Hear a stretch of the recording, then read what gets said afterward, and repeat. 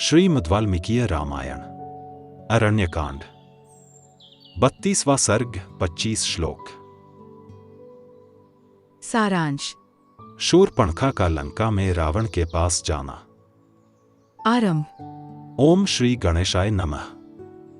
ओम श्री सीतारामचंद्राभ्याम नमः। श्लोक 1 से 10।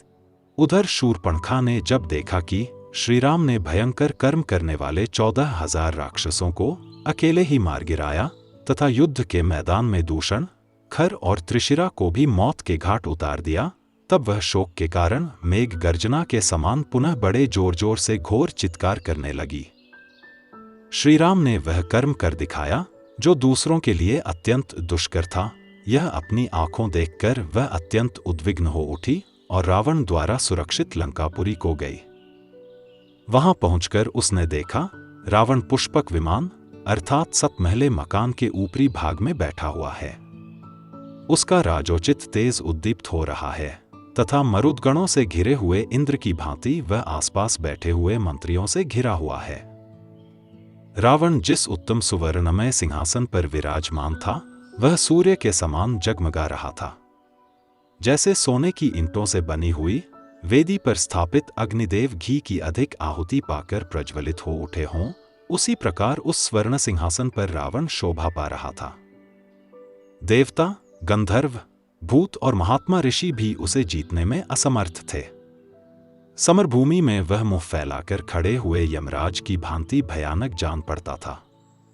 देवताओं और असुरों के संग्राम के अवसरों पर उसके शरीर में वज्र और अश्नि के जो घाव हुए थे उनके चिन्ह अब तक विद्यमान थे। उसकी छाती में ऐरावत हाथी ने जो अपने दांत गड़ाए थे उसके निशान अब भी दिखाई दे रहे थे।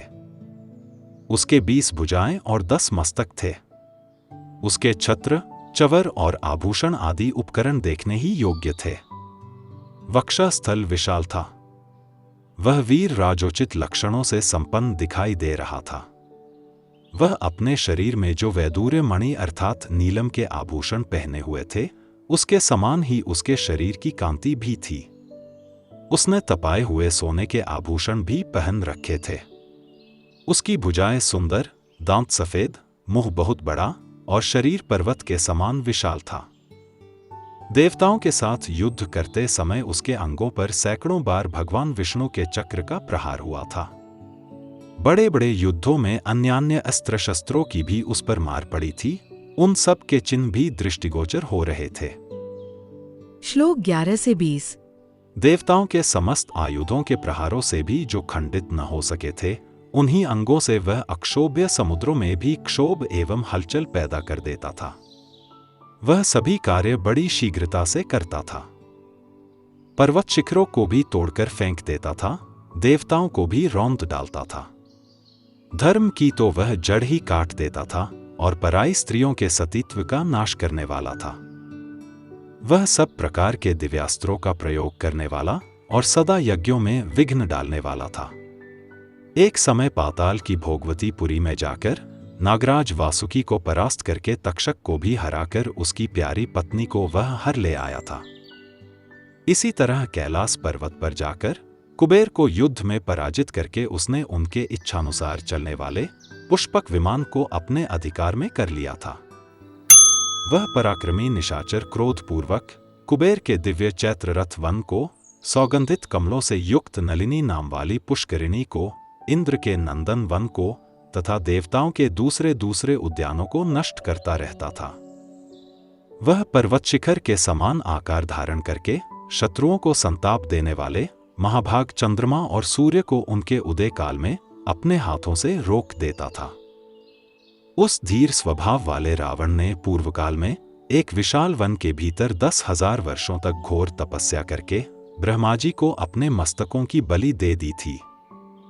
उसके प्रभाव से उसे देवता, दानव, गंधर्व, पिशाच, पक्षी और सर्पों से भी संग्राम में अभय प्राप्त हो गया था।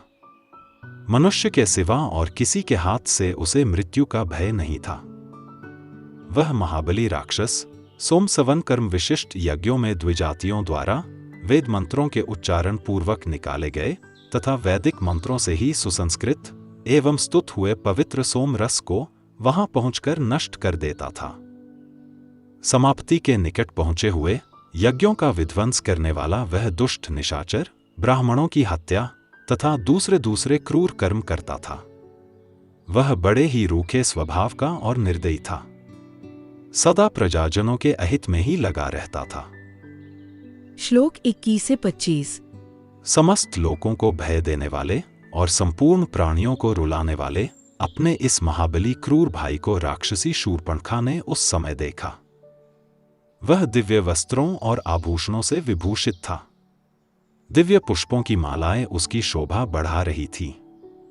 सिंहासन पर बैठा हुआ राक्षसराज पुलस्त्य कुलंदन महाभाग दशग्रीव प्रलयकाल में सहार के लिए उद्यत हुए महाकाल के समान जान पड़ता था। मंत्रियों से घिरे हुए शत्रुहंता भाई रावण के पास जाकर भय से विह्वल हुई वह राक्षसी कुछ कहने को उद्यत हुई। महात्मा लक्ष्मण ने नाक कान काट कर जिसे कुरूप कर दिया था तथा जो निर्भय विचरने वाली थी, वह भय और लोभ से मोहित हुई शूर्पणखा बड़े बड़े चमकीले नेत्रों वाले अत्यंत क्रूर रावण को अपनी दुर्दशा दिखाकर उससे बोली। इस प्रकार श्री वाल्मीकि निर्मित आर्ष रामायण आदि काव्य के अरण्यकांड में 32वां सर्ग पूरा हुआ। Presented by Dr. T.K. Bansal, a blind scientist.